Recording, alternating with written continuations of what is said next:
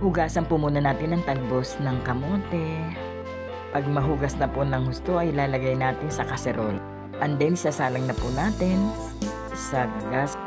Maghihiwa na po tayo ng mga sangkap at ito po ang mga sangkap. Ayan. Po natin ang sibuyas.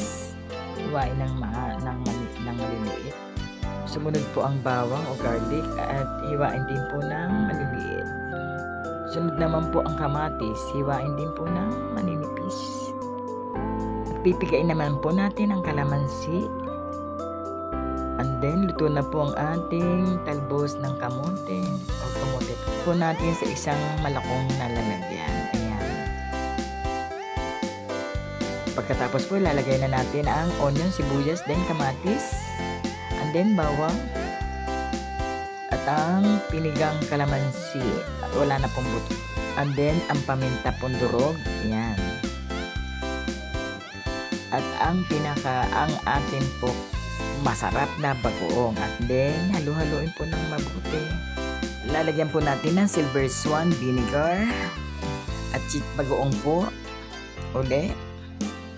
Haluin. Ayan. Ito na po ang masarap na ensaladang talbos ng kamote. Ngayon naman po ay magluluto na tayo ng sinaing na tulingan at pinaing na kalaso.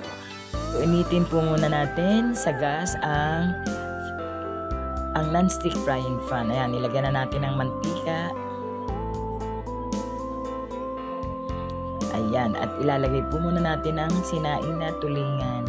Ilagyan po natin ng cornstarch ang kalaso para hindi po madurog. Ayan, lagay po na natin sa kawalis, non-stick frying pan. Ayan, hayaan po natin na siya maluto. Ayan, luto na po lahat ang ating daing na kalas. Ito na po ang ating lunch for today. Ensaladang talbos ng kamote at fried tulungan and kalaso. Thanks for watching. Bye-bye. Hanggang sa muli.